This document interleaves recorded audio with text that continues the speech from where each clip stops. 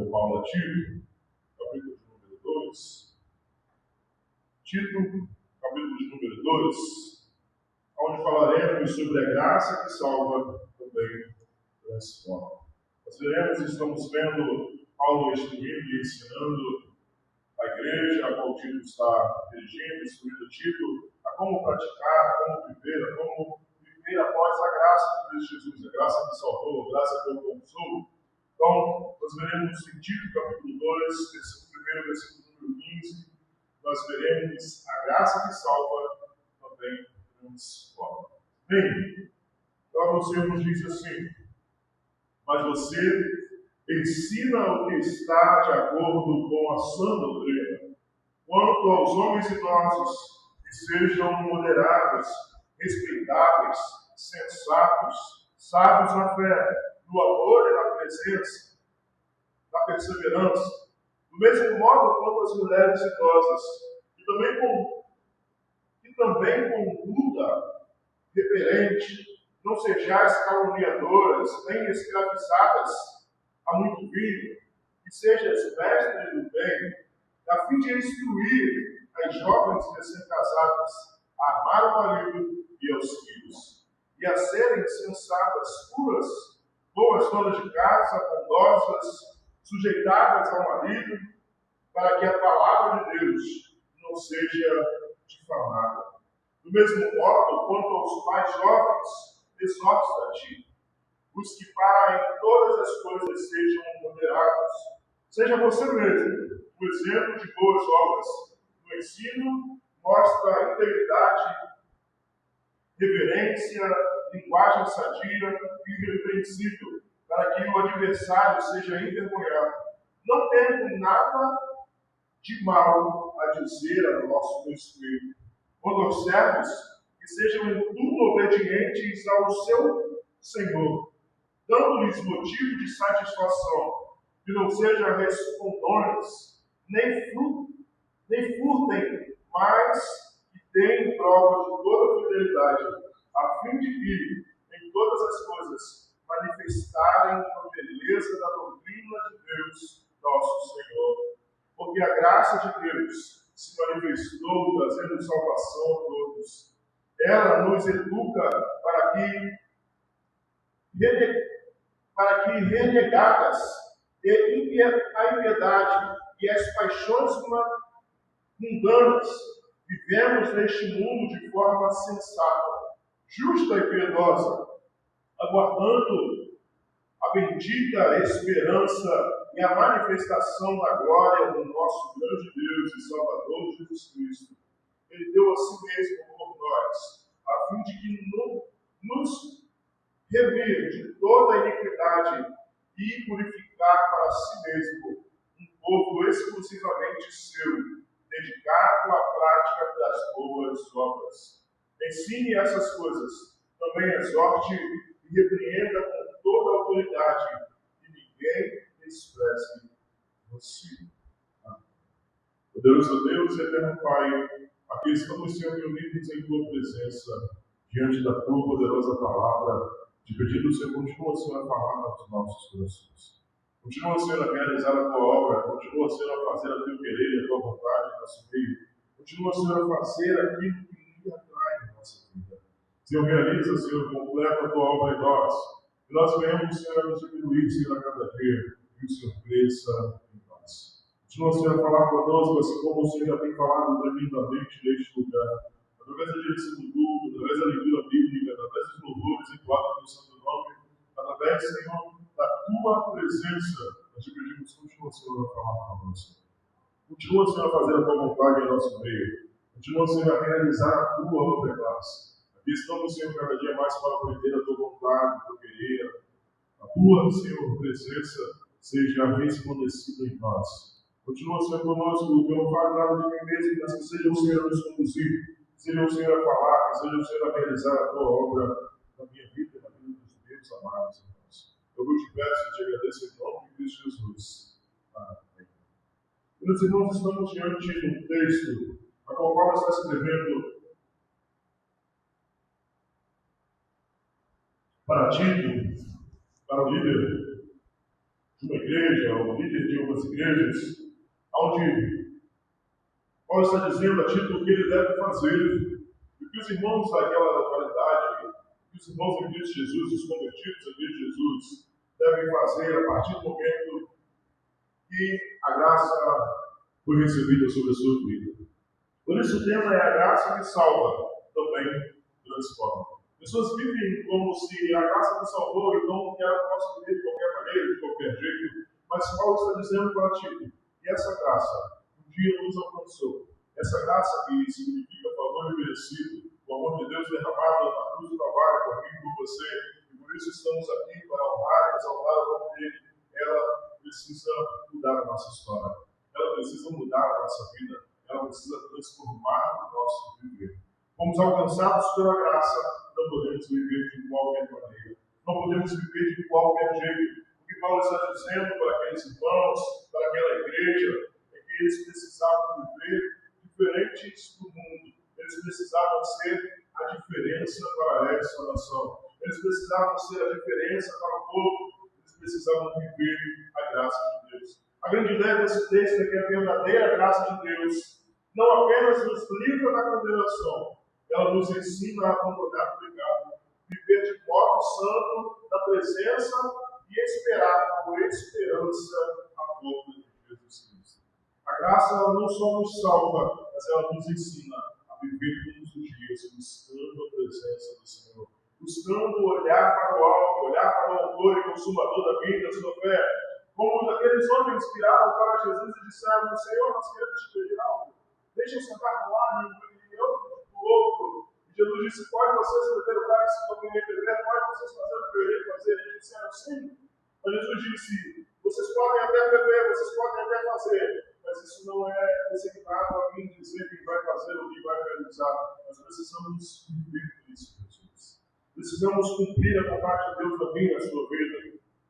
Muitas pessoas desejam uma fé que console, mas não confronte. Muitos têm procurado uma fé que te conforte, uma fé que console o seu coração, uma fé que console os seus problemas, que diga vai dar tudo certo, as coisas vão acontecer, vai tudo resolver. Eles não querem uma fé que confronta, não querem uma fé de mudança de vida. Querem ser consolados, mas não querem mudar de vida, não querem mudar de direção. Querem ser consolados, mas não querem ter uma fé confrontadora para dizer: você passa por isso, ou acontece isso, ou aquilo outro, porque você precisa mudar de direção. As pessoas querem ser confortadas, não querem mudança de vida ou de história.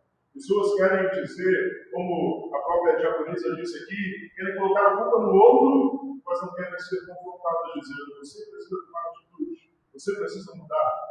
Uma graça que perdoa, mas não transforma. Um evangelho que promete céu, mas não existe mudança de vida.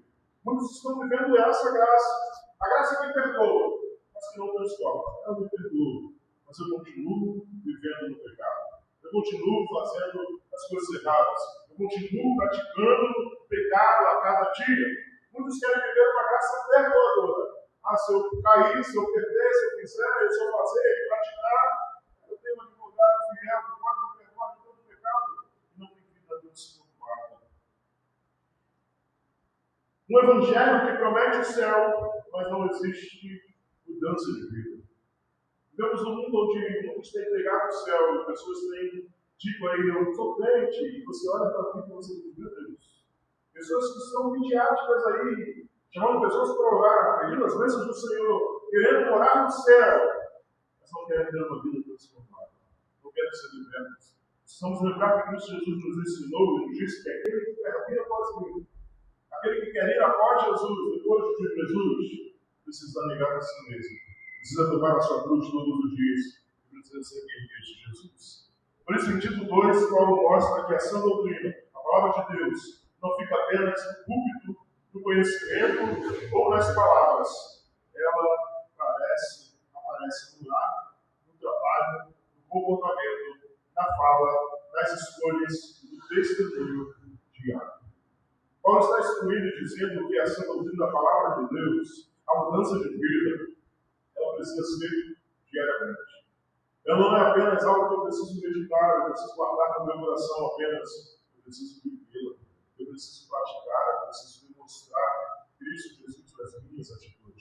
está instruindo e ensinando que devemos não apenas ouvi-las no culto, não apenas conhecê-las, não apenas ouvir a palavra, precisamos colocar em ação, precisamos praticar, precisamos viver. A graça não é uma licença para continuar no pecado. A graça é uma escola. Ela nos salva e também nos ensina a viver para Deus. A graça não é uma licença para continuar no pecado. Eu fui salvo pela graça, então eu posso viver de qualquer maneira. Era isso que os irmãos estavam fazendo naquele lugar. Era por isso que a igreja começava em negligências, começou a fazer diversas coisas erradas, porque achavam, não, é pela graça, é isso, é aquilo. A graça não é uma licença para continuar no pecado. A graça é uma escola que nos ensina todos os dias a olhar para a cruz. E ensina todos os dias a olhar para Cristo Jesus. A graça, ela é uma escola que nos ensina todos os dias. Então, se alguém observasse a sua vida durante essa semana, encontraria evidência da graça de Deus em você.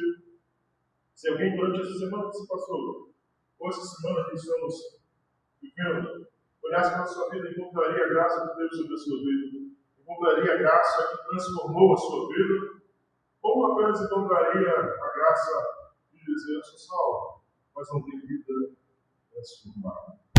Nós veremos no versículo 1, versículo número 10, a sã doutrina precisa aparecer na vida diária. Acompanhe comigo o versículo de número 1 ao 10, que nós veremos que a sã doutrina, a palavra de Deus, ela precisa aparecer na vida diária. Em outras traduções vai dizer: mas tu, porém, mas você ensina o que está de acordo com a sã doutrina. Ou tu, porém, fala o que está em harmonia com a sã doutrina. O interessante é que Paulo não só está instruindo a igreja, Paulo também está instruindo a liderança. Deus não, ele não instrui apenas os irmãos, mas Deus também instrui aqueles que estão diante das ovelhas de Cristo Jesus, aqueles que estão diante de uma liderança. Por isso Paulo está dizendo para Tito: mas tu, porém, mas você ensina o que está de acordo com a sua doutrina. E quanto aos homens idosos que ensinam idosos que sejam moderados, respeitáveis, sensatos, sadios na fé, no amor e na perseverança. Paulo está começando a dizer, e ele começa esse texto começando a falar com Tito, que ele deveria ensinar aquilo que combina com a sã doutrina. A palavra convém trazer a ideia de algo que é apropriado, que combina, que está à altura do Evangelho. Paulo está dizendo: não faça como hoje para nós, não faça como esses coaches aí afora. Ensina o que a palavra nos instrui, nos ensina. O que Paulo está dizendo para Tito é: não fuja da verdade de Deus, pois é ela quem transforma, é ela quem muda a minha e a sua vida. E conhecereis a verdade, e a verdade vos libertará. O que Paulo está dizendo para Tito: tu, porém, ensina o que está de acordo com a sã doutrina. O que tem acontecido muitas das vezes é que pessoas querem mudar ou querem escolher textos para pregar, para não confrontar, para não combater o pecado e a vida que algumas pessoas têm vivido. A doutrina correta deve produzir uma vida correta. O que Paulo está dizendo é que quando é ensinado o correto, quando é ensinado a verdade, não tem como viver na mentira. Por isso a palavra nos diz: e conhecereis a verdade vos libertará. Pois a verdade é libertadora. Quando você conhece a verdade, você perde alguns tipos de medo. Quando você começa a imaginar algo em sua vida e você fica com medo, e quando você descobre a verdade, você começa a descobrir que aquilo não é bem daquele jeito que você imaginou. Aquilo não é, às vezes acontece alguma coisa na sua vida, você acaba passando por alguns problemas e algumas dificuldades, e você começa a imaginar já o pior. Você começa a dizer: olha, isso está acontecendo comigo, então é isso, é aquilo outro, mas quando você faz um exame, vai no médico, e você vê e você fala assim: não era nada daquilo que eu estava pensando, não era nada daquilo do que eu imaginava, porque a verdade é libertadora. A verdade transforma, a verdade demonstra o que eu devo fazer, como eu devo agir, o que eu preciso fazer. por mais que não seja, ou seja aquilo que eu imagino, mas a verdade ela liberta porque ela nos demonstra que precisamos tomar alguns tipos de atitude, precisamos tomar alguns tipos de coisas e devemos viver de alguma maneira. Paulo depois começa a falar com os idosos, Paulo depois vai falar com os jovens, Paulo vai falar com o próprio Tito novamente, vai falar com as mulheres. Isso demonstra que ninguém está fora do chamado de Deus. Isso demonstra que a palavra de Deus não é apenas para a liderança. Isso demonstra que a palavra de Deus é para todos. A palavra que transforma, a palavra que muda, a palavra de vida e de viver para Cristo Jesus não é apenas para um pastor, não é apenas para um diácono, não é apenas para a família pastoral, não é apenas para alguns tipos de pessoas, são para todos aqueles que entregaram a sua vida a Cristo Jesus. A vida, viver com Cristo Jesus, não é apenas para aqueles que estão diante da igreja como liderança, mas viver como Cristo Jesus são para todos aqueles que entregaram a sua vida um dia a Cristo Jesus. Por isso Paulo começa a nos dizer, quanto aos homens idosos, que sejam moderados, respeitáveis, sensatos, sadios na fé, no amor e na perseverança. Paulo está dizendo que aos homens idosos, eles precisam ser moderados, respeitáveis e sensatos, sadios na fé e no amor e na perseverança. É necessário ainda como idoso, ainda como conhecedor da palavra, ainda quando achamos que eu já li a Bíblia 50 vezes, 100 vezes, eu não preciso mais, precisamos entender que nós precisamos ainda permanecer firmes e constantes. Eu já disse aqui algumas vezes, e volto a repetir, assim como um alimento não lhe sacia por longos dias, a palavra precisa todos os dias você precisa todos os dias se alimentar da palavra para se saciar da presença do Senhor. E ele continua dizendo, do mesmo modo quanto as mulheres idosas, que também que tenham conduta reverente e não sejam caluniadoras, nem escravizadas a muito vinho, e que sejam mestras do bem, a fim de instruir as jovens recém-casadas. Paulo está dizendo, elas precisam viver dessa maneira, para quê? Tem um propósito para isso. E qual é esse propósito? Ajudar vidas. O propósito é ajudar aquelas que estão começando os seus relacionamentos. A proposta é ajudar aquelas que estão recém-casadas, aquelas que estão começando a sua vida matrimonial, aquelas que estão começando a construir uma família. Precisamos ter uma vida exemplar para que vidas sejam transformadas. O interessante daqui é dizer que, do mesmo modo, quanto as mulheres idosas, que tenham conduta reverente, e não sejam caluniadoras, nem escravizadas a muito vinho, que sejam mestres do bens, a fim de instruírem as jovens recém-casadas.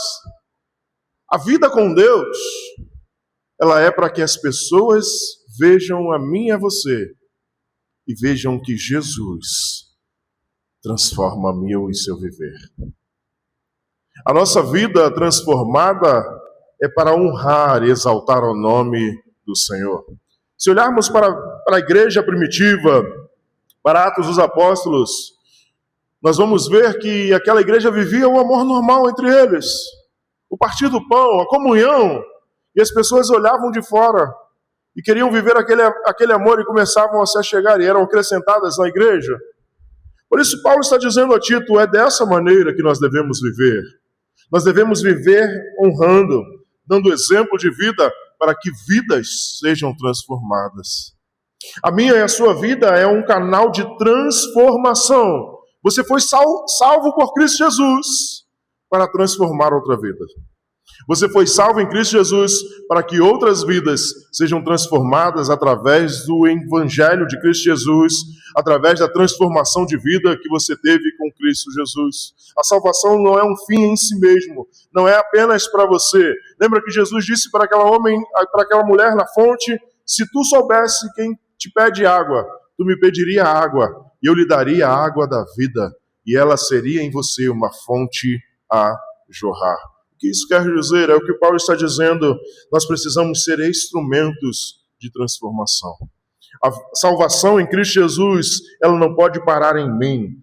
Eu vir ao culto, adorar ao Senhor, ser cheio do Espírito Santo de Deus, ser cheio de Deus todos os dias, não pode ser o fim apenas eu me encher, mas sim transbordar, me fortalecer para continuar anunciando e pregando o Evangelho da salvação em Cristo Jesus. Por isso Paulo está dizendo, a fim de instruírem as jovens recém-casadas a amar o marido e os filhos, a serem sensatas, puras, boas donas de casa, bondosas, sujeitando-se aos seus maridos, para que a palavra de Deus não seja defamada. Paulo está dizendo que algumas atitudes que tomamos pode defamar ou pode exaltar o nome do Senhor. Por isso ele está dizendo, devemos viver desta maneira, elas precisam viver desta maneira para que Deus não seja difamado. Nós precisamos lembrar que quando entregamos a nossa vida a Cristo Jesus, nós precisamos falar como Paulo, não vivo mais eu, mas Cristo vive em mim, porque não somos mais só nós. Nós recebemos o Espírito Santo da promessa de Deus em nossas vidas. E nós possuímos o Espírito de Deus em nossas vidas. É Ele quem nos consola, é Ele quem nos ensina, é Ele quem nos instrui, é Ele quem clama a Deus pela volta dEle. Por isso que nós precisamos entender que nós, atitudes que tomamos ou fazemos, não estamos apenas levando o nosso nome para o buraco. Estamos levando o nome de Deus também. Por isso a Bíblia também nos instrui, honra teu pai e a tua mãe, para que te prolongue o dia na terra. O que é honrar? É você obedecer, é você honrar o nome dele, ainda que ele não esteja presente. Porque às vezes estamos aqui numa cidade que muitas vezes as pessoas têm apelidos, ou alguns são conhecidos como fulano, o pai é filho de não sei quem. Né? Às vezes os pais são mais conhecidos, e às vezes você faz algo de errado e o pessoal fala, olha lá, o filho de fulano de tal. Ah lá, fulano está fazendo isso, filho daquele irmão ou daquela irmã. Nós precisamos entender que nós estamos levando o nome de Cristo Jesus. Por isso, Paulo está dizendo para que a palavra de Deus não seja difamada. Existe um propósito, e o propósito é honrar o nome do Senhor. Paulo vai dizer em outras das cartas, dizendo, seja o que for fazer, seja comer, seja beber, seja vestir, façais para a honra, para a glória de Deus. Por isso Paulo está dizendo para Tito, existe um propósito para tudo isso. Existe um propósito para eu e você vivermos uma vida como cristãos, para que vidas sejam salvas. E existe um propósito maior, para o nome do Senhor seja glorificado e seja exaltado. É isso que Paulo está dizendo para aquelas irmãs, estão dizendo para aqueles irmãos. Do mesmo modo, quanto aos mais jovens, exorta-os para que em todas as coisas sejam moderados. Quanto aos jovens, exorta-os para que sejam moderados, para que vivam com Cristo Jesus, para que olhem para o Senhor, para que não olhem para este mundo. Do mesmo modo, quanto aos mais jovens, exorta-os. 7. Seja você mesmo um exemplo de boas obras. Paulo se volta agora para Tito, está dizendo para Tito, você seja o exemplo. Você faça a diferença. Você seja o exemplo para aqueles irmãos. Seja você mesmo, ou tu, porém, seja um exemplo das boas obras no ensino, mostrando integridade e reverência. A liderança, ela não é aquela que aponta. Olha, você faz isso, você faz aquilo outro. Ela precisa designar pessoas para fazer serviços específicos, mas ela precisa demonstrar como se faz. Ela precisa pegar também, botar a mão no arado, ela precisa realizar, ela precisa fazer. É isso que Paulo está dizendo. Tu, porém, dê o exemplo. Já pensou? A igreja vive Cristo Jesus, mas o pastor está nem aí. Não, eu vou caminhar para o lado direito, vocês vão tudo para a esquerda. Não, nós precisamos seguir na mesma direção. E qual direção é essa? Qual o alvo que nós temos? O alvo é Cristo Jesus. Precisamos caminhar para honrar, precisamos caminhar para exaltar o nome do Senhor. Por isso, do mesmo modo seja você mesmo um exemplo de boas obras, no ensino, mostra integridade e reverência, linguagem sadia e irrepreensível, para que o adversário seja envergonhado e não tendo nada mal a dizer ao nosso respeito. Paulo está se incluindo nessa palavra. Paulo está dizendo para que o adversário, nosso inimigo, não tenha a dizer nada a nosso respeito. Ele poderia dizer a teu respeito, porque ele está instruindo o Tito, mas ele está dizendo ao nosso respeito. Porque ele está ensinando algo que ele vive. Ele está ensinando algo que ele pratica. Ele não está ensinando algo que ele não faz. Ele está ensinando algo que ele está dizendo, eu faço o mesmo. Eu estou agindo desta maneira. Por isso ele está dizendo para que o adversário não tenha nada ao nosso respeito. Para que o adversário não tenha nada ao meu e ao seu respeito. Precisamos dar o nosso melhor para o Senhor. Precisamos fazer o nosso melhor para o Senhor. Precisamos realizar e fazer o querer de Deus na minha e na sua vida. 8. A linguagem sadia e irrepreensível para que esses adversários sejam envergonhados e não tenham nada de mal a dizer ao nosso respeito. Quanto aos servos, que sejam em tudo obedientes ao seu Senhor, dando-lhes motivo de satisfação, que não seja respondões, nem furtem, mas que deem prova de toda a fidelidade, a fim de que, em todas as coisas, manifestem a beleza da doutrina de Deus, nosso Salvador. Precisamos viver para que o nome do Senhor seja exaltado. Precisamos viver para que vidas sejam transformadas. Precisamos viver para que a beleza de Cristo Jesus apareça em mim e em sua vida.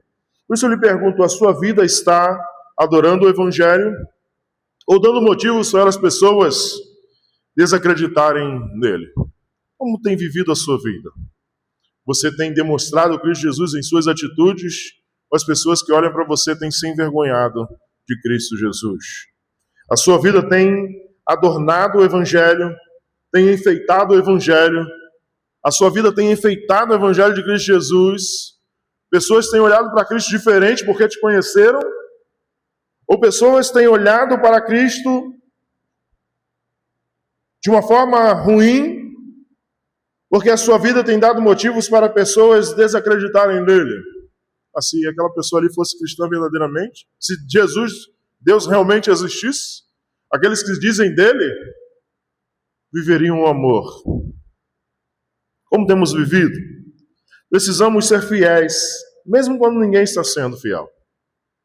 Às vezes usamos aquele ditado de pastor, uma andorinha só não faz verão. Nós precisamos lembrar que a salvação ela é individual. Eu preciso demonstrar Cristo Jesus, mas a salvação é entre mim e Cristo Jesus. Por isso precisamos ser fiel, mesmo quando ninguém está sendo fiel. Não é porque todo mundo rouba, não é porque todo mundo faz errado, não é porque todo mundo faz isso ou aquilo outro. Pelo menos a minha mãe me dizia, você não é todo mundo. Não sei se a sua dizia a mesma palavra. Nós precisamos, mesmo que ninguém está sendo, mesmo que a liderança não esteja sendo, mesmo que ninguém está sendo fiel, eu preciso ser fiel. Eu preciso ser fiel ao Senhor. Precisamos ser honestos no nosso trabalho. Ainda que ninguém seja, nós precisamos ser. Precisamos ser honestos no nosso trabalho. Precisamos cumprir com a sua palavra. Precisamos cumprir com a palavra de Deus. Precisamos tratar bem a nossa família. Precisamos não usar a igreja para esconder uma vida sem compromisso com Deus. Porque tem muitas pessoas escondendo-se debaixo de roupas, debaixo de Bíblia, mas não tem uma vida com Deus. Muitas pessoas estão se escondendo atrás de cargos, mas não tem vida transformada. Isso é o que mais vemos na internet aí afora. Pessoas ditas pastores, ditas pastoras, ditas missionários, missionárias, estão sendo envergonhadas por não viverem Cristo Jesus. É isso que Paulo está dizendo, para que o inimigo não tenha nada para falar mal ao meu e ao seu respeito. Precisamos viver Cristo Jesus. Precisamos viver o Evangelho que transforma.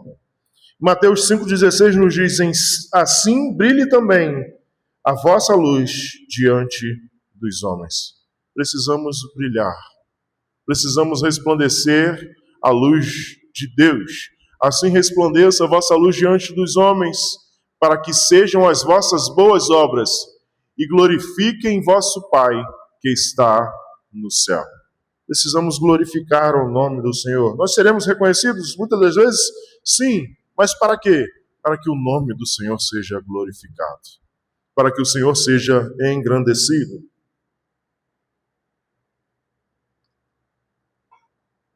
Precisamos fazer para que Ele receba a honra e a glória que é lhe devida. Do versículo 11 ao 12, nós veremos a graça de Deus nos ensina a dizer não ao pecado. Acompanhe comigo o versículo 11 a 12.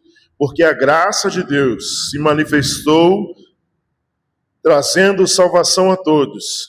E ela nos educa para que, renegadas a impiedade e as paixões mundanas, vivamos neste mundo de forma sensata, justa e piedosa, ensinando-nos para que, renunciando à impiedade e às paixões humanas, vivamos neste mundo de maneira sóbria, justa e piedosa. A graça, ela nos ensina como viver.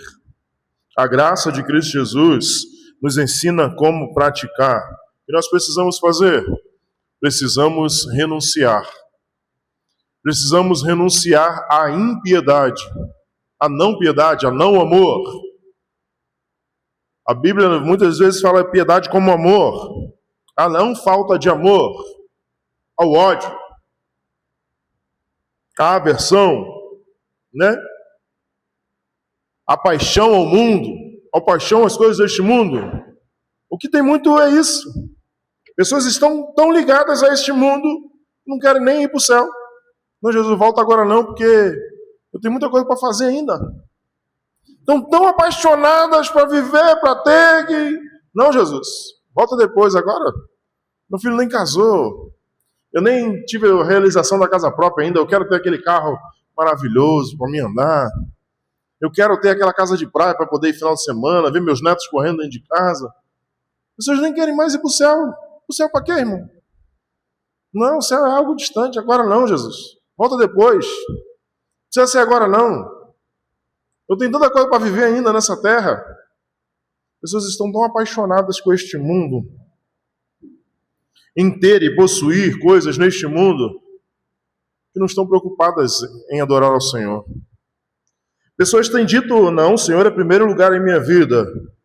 Mas às vezes, no dia de hoje, um dia de futebol, pessoas deixam de estar na casa do Senhor, deixam de ter comunhão com os irmãos em Cristo Jesus, mostrando que Deus não é prioridade. É isso que nós demonstramos. Senhor, hoje não é prioridade, não. Hoje eu preciso fazer outra coisa. Hoje eu preciso realizar outras coisas na minha vida. Aqui está o coração do texto. A graça se manifestou. Graça não é apenas uma ideia. Ela se revelou em Jesus Cristo. E ela veio ao mundo, morreu por nosso pecado, ressuscitou e abriu o caminho da salvação. Paulo afirma algo muito forte. A graça nos educa. A graça não apenas perdoa o pecador arrependido. Ela disciplina, corrige e ensina esse pecador a viver uma nova vida. A graça nos ensina a renunciar à impiedade. A impiedade é viver sem considerar Deus. É viver como se Deus não visse, não falasse ou não tivesse autoridade sobre nós. A falta de piedade é viver uma vida como se Deus não tivesse o controle de todas as coisas. A falta de piedade é viver uma vida como se Deus não estivesse vendo o que estamos fazendo ou realizando. Há pessoas que frequentam a igreja, mas vivem de forma ímpia durante a semana. Cantam no domingo, mas mentem na segunda. Oram no culto, mas guardam ódio em casa. Vivemos dias onde pessoas estão dentro da igreja, estão fazendo as coisas, estão pregando a palavra, estão cantando, estão indo aos cultos, mas a vida não está transformada. A mesma boca que fala a palavra de Deus, com a mesma Boca que canta e louva é a mesma boca que defama, é a mesma boca que mente, é a mesma boca que fala mal, é a mesma boca que denigra a imagem dos outros. Durante a semana, cantam no domingo, mas na segunda mesmo, ou talvez no mesmo dia, quando chega em casa, guardam ódio, odeiam. A graça nos chama a abandonar essa duplicidade. A pergunta é, existe alguma área na sua vida ou na minha vida onde você está vivendo como se Deus não estivesse vendo? Existe algo em sua vida que talvez você tenha vivido e esteja vivendo, onde você acha, não, isso aqui Deus não está vendo não, isso aqui Deus não se incomoda. Eu posso fazer que está tranquilo. Precisamos renunciar ao pecado escondido. Precisamos renunciar à mentira. Precisamos renunciar à falta de perdão. Precisamos renunciar à vida dupla. Precisamos renunciar ao hábito que você sabe que desagrada a Deus.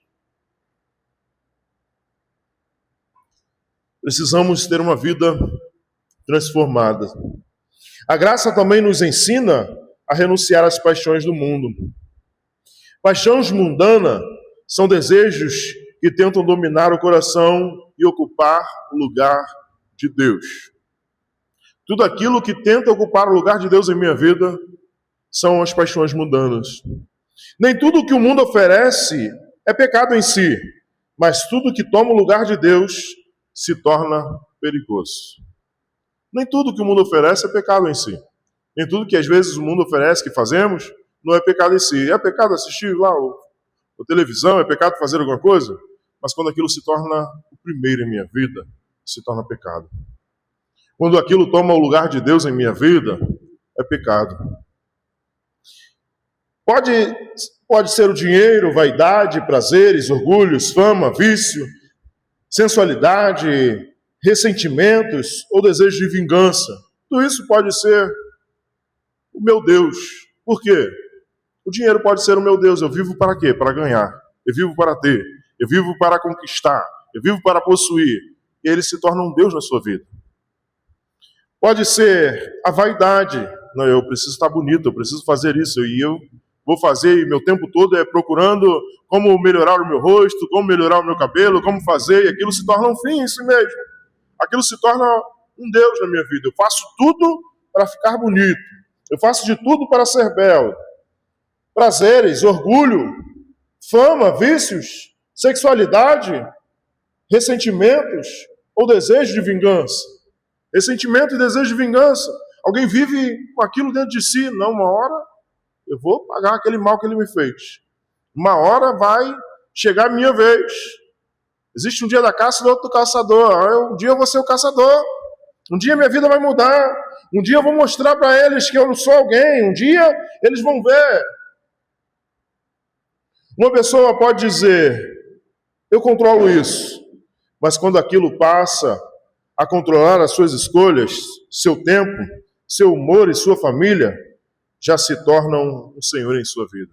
Talvez fazemos coisas e dizemos, não, eu controlo, eu tenho tempo para isso, eu tenho tempo para aquilo, eu tenho tempo para aquilo outro. Mas às vezes, aquilo começa a controlar, e as pessoas não fazem mais nada. Hoje o celular, as redes sociais, tem sido um Deus na vida de muitas pessoas. As pessoas vão para o banheiro com o celular, lavam louça com o celular, dormem com o celular, acordam com o celular, e o celular está ali o tempo todo. E aquilo se torna um Deus. Aquilo se torna um Senhor. As pessoas não conseguem mais fazer nada sem estar ali olhando o que os outros estão fazendo, o que está acontecendo no mundo. Querem estar ali sempre agarradas. O que tem dominado o seu coração mais do que Deus? O que tem mais dominado o seu coração mais do que Deus em sua vida? Será que Deus tem sido o primeiro lugar realmente em sua vida? Ou tem sido o seu trabalho, tem sido a sua casa, tem sido a sua família? O que tem sido o primeiro em sua vida? O que tem dominado mais o seu coração do que Deus? A graça também nos ensina a viver de 3 maneiras: sabiamente, justamente e piedosamente. Sabiamente, em relação a nós mesmos. Precisamos ser sábios ao nosso próprio entendimento. Por isso que a Bíblia nos diz, não seja sábio ao seu próprio entendimento. Precisamos confiar no Senhor. Precisamos exaltar o nome do Senhor. Justamente em relação ao próximo. Precisamos ser justos. Precisamos ser piedosos em relação a Deus. Confiar em Deus, crer em Deus. A vida cristã envolve todas as áreas. Quem eu sou? Como trato as pessoas? E como me relaciono com Deus? Precisamos fazer essas 3 perguntas. Quem sou? Quem eu sou?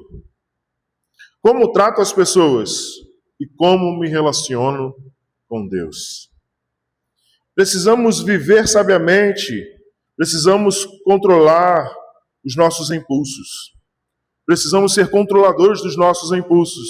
Precisamos pensar 2 vezes, 3 vezes, 4 vezes. Precisamos respirar mais. Porque às vezes, se não respirarmos, sai coisa que não deve. Falamos o que não devíamos. Precisamos controlar os nossos impulsos. Não é porque alguém fez algo contra você, fez algo com você, que você deve responder da mesma maneira. Precisamos pensar, precisamos nos controlar. E nós precisamos entender que nós não somos responsáveis ou não conseguimos controlar o que as pessoas fazem contra nós. Mas nós podemos controlar aquilo que a pessoa fez contra a minha vida, contra a sua vida, faça conosco. Nós não podemos ferir ou deixar com que as pessoas nos firam, mas nós somos responsáveis em fazer o que com aquela ferida? Eu vou sentir aquela dor, eu vou sofrer, eu vou gritar, eu vou fazer, ou eu vou seguir em frente? Ou eu vou viver para Cristo? Precisamos não prejudicar ninguém. Porque muitas pessoas dizem assim, eu para ser alguém, eu para crescer ou chegar onde eu não quero nem saber quais pessoas ou quem eu vou precisar pisar. Mas eu vou ser alguém. Precisamos não prejudicar ninguém. Precisamos ter uma vida de oração, temor e comunhão com Deus. Isso é uma vida piedosa. É ter uma vida de oração, é ter uma vida de comunhão com Deus. Em 1 Pedro 1,15 nos diz, como é santo aquele que vos chamou, sede vós também santos em todas as vossas maneiras de viver. Mas sede vós também santos em todo o vosso procedimento, assim como é santo aquele que vos chamou. Precisamos ser santos, precisamos buscar a santidade, precisamos buscar a Cristo Jesus.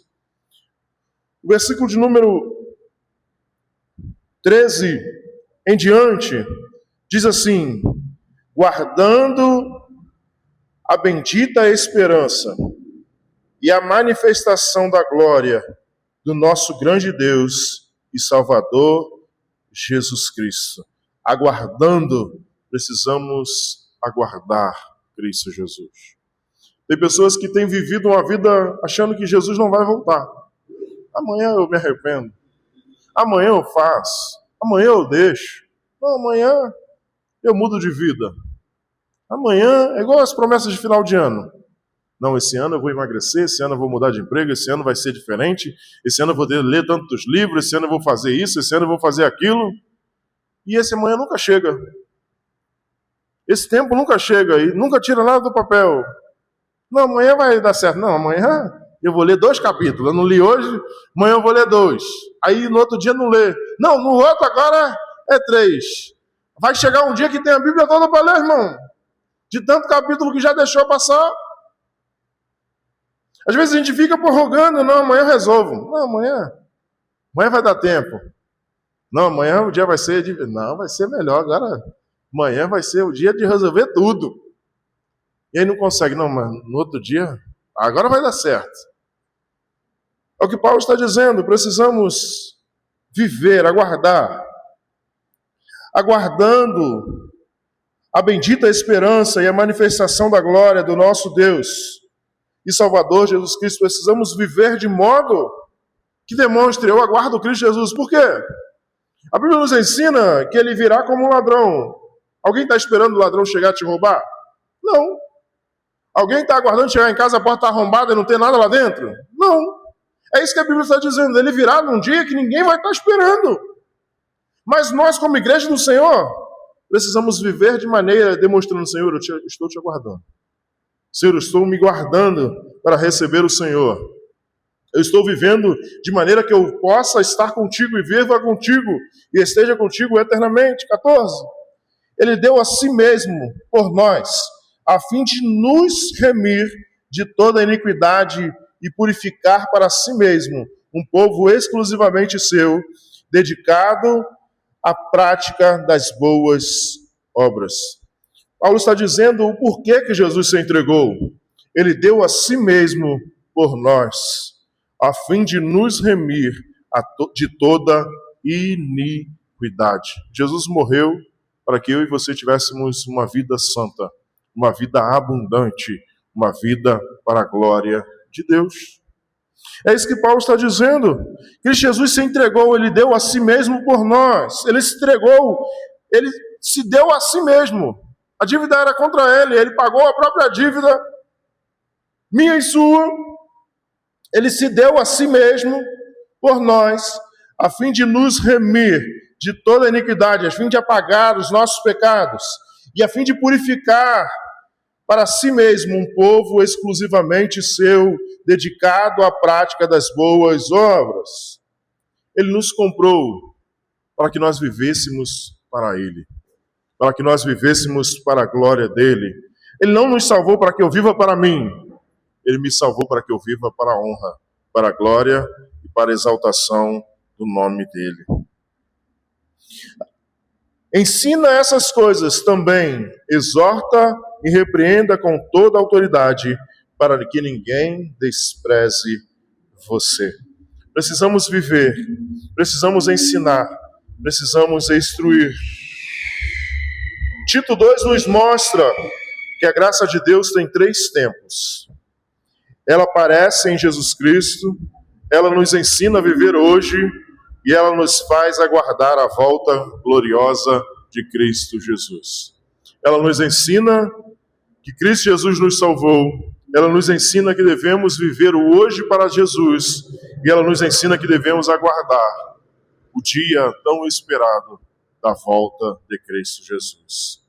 A graça que salva também santifica, a graça que perdoa também corrige, a graça que nos tira do pecado também nos chama para boas obras. Não diga que recebeu a graça se você não aceita ser transformado por ela. Não podemos dizer, eu recebo a graça de Cristo Jesus, se você não aceita ser transformado por ela. Hoje, Deus está chamando alguns para renunciar pecados que têm sido tolerados há muito tempo. Deus está chamando outros para sair da vida dupla. Deus está chamando famílias para voltarem a viver uma fé verdadeira dentro de casa. Deus está chamando a igreja para ser um povo zeloso de boas obras. E a pergunta final que fica é: a graça de Deus tem apenas passado pela minha vida ou tem transformado o meu viver? Que possamos nos perguntar isso nessa noite. A graça de Deus tem apenas passado pela minha vida ou ela tem transformado o meu viver? Ela tem transformado a minha história. Ela tem transformado a minha vida em Cristo Jesus. Que possamos olhar para o autor e consumador da nossa fé.